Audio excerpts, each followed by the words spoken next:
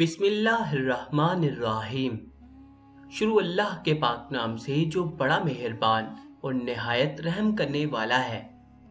سرور انبیاء صلی اللہ علیہ وآلہ وسلم کے پیارے غلاموں، السلام علیکم۔ سیدنا عبد القادر جیلانی رحمۃ اللہ تعالی علیہ کے والدین کون تھے؟ ان کے حالات کیا تھے؟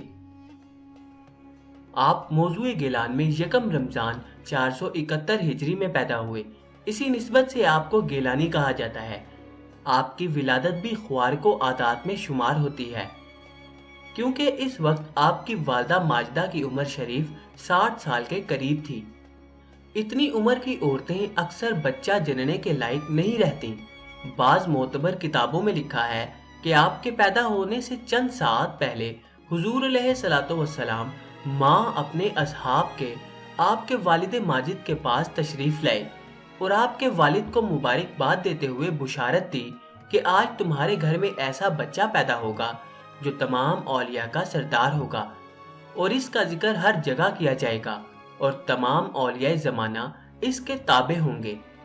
آپ کے والد ماجد کا نام ابو صالح اور والدہ کا نام فاطمہ بنت عبداللہ سومئی اور کنیت ابو الخیر لقب امت الجبار ہے۔ پورا شجرہ نسب یہ ہے: حضرت شیخ عبد القادر بن ابو صالح دوست جنگی ابن ابی عبداللہ بن یحییٰ زاہد بن داؤد بن موسیٰ الجون بن عبداللہ محض بن حسن مسنا بن حسن بن علی المرتضیٰ رضی اللہ تعالیٰ عنہما اجمعین۔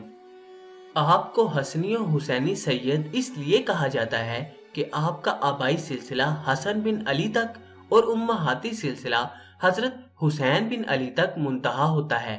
آپ کا لقب محی الدین اور غوث الثقلین ہے۔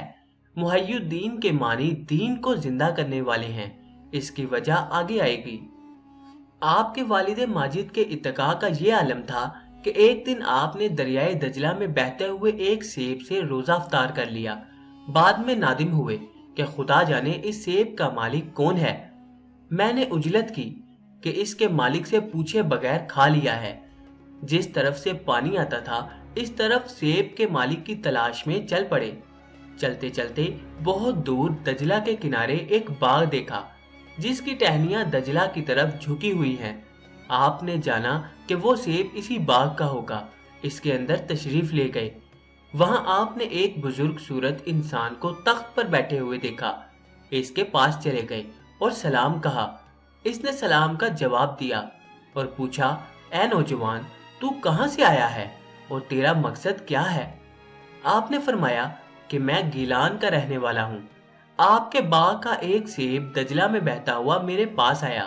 میں نے اس کو فوراً اٹھایا اور روزہ افطار کر لیا۔ اب میں نادم ہوں کہ میں نے مالک کی اجازت کے بغیر اسے کیوں اٹھایا۔ اتنی دور سے میں آپ کی خدمت میں اس ایک سیب کے بخشوانے کے واسطے حاضر ہوا ہوں۔ وہ بزرگ حضرت عبداللہ سومئی رحمۃ اللہ تعالی علیہ تھے۔ دیکھتے ہی تاڑ گئے کہ گوہر نایاب ہاتھ لگا ہے۔ فرمایا، جب تک تمہارا تزکیہ قلب تکمیل کو نہیں پہنچتا اس وقت تک معاف نہیں کروں گا۔ میرے باغ کے ایک سیب کا معاوضہ ہے کہ 10 سال تک اس باغ میں مجاہدہ نفس اور عبادت الہی میں مصروف رہو۔ جب مدت ختم ہو گئی تو حضرت عبداللہ سومئی نے 1 سال مدت میں مزید اضافہ فرمایا۔ جب وہ سال بھی گزر گیا تو آپ نے افائے وعدہ کی بابت عرض کی۔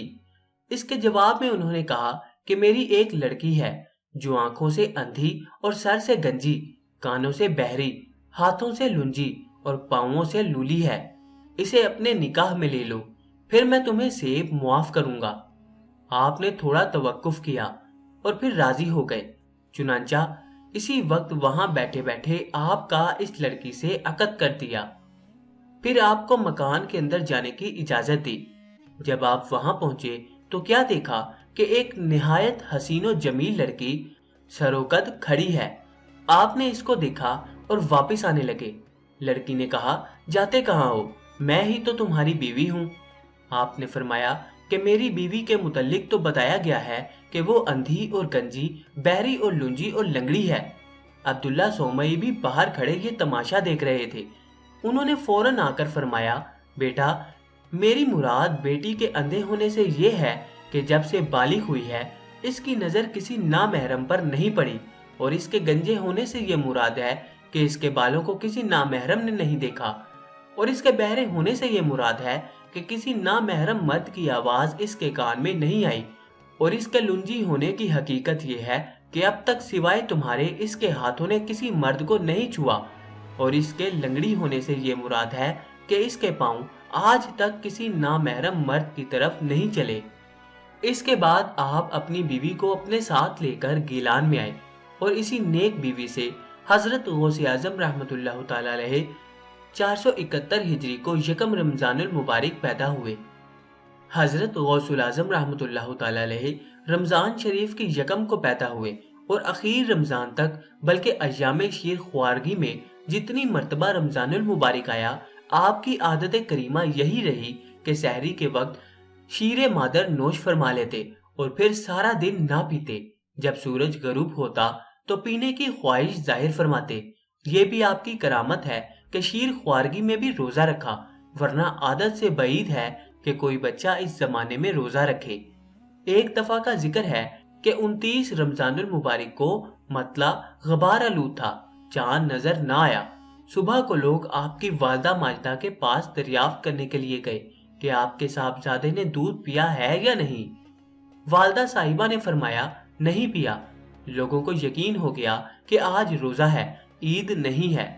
جب آپ نے ہوش سنبھالا تو آپ کے والد ماجد نے آپ کی طبیعت اور ذہن رسا کو دیکھ کر پوری توجہ سے تعلیم دینا شروع کی، لیکن عمر نے وفا نہ کی، آپ یتیم رہ گئے۔ اس عرصے میں آپ نے چند درسی کتب اور تھوڑا سا قرآن کریم حفظ کیا۔ والد ماجد کی وفات کے بعد آپ کی والدہ ماجدہ نے آپ کی تعلیم میں کسی قسم کی کوتاہی نہ کی۔ تھوڑے ہی عرصے میں آپ نے رسمی علم پر کافی عبور حاصل کر لیا۔ سامعین محترم، امید ہے کہ آپ کو آج کا یہ قصہ پسند آیا ہوگا۔ دوستو، اگر آپ کو آج کی ویڈیو پسند آئی تو اس کو اپنے حلقہ احباب میں دوستوں کے ساتھ لازمی شیئر کریں تاکہ ان کے نالج میں بھی اضافہ ہو سکے۔ اب آپ سے ملاقات ہوگی انشاءاللہ تعالی اگلی نئی ویڈیو میں۔ تب تک کے لیے اپنا خیال رکھیے گا۔ اللہ حافظ۔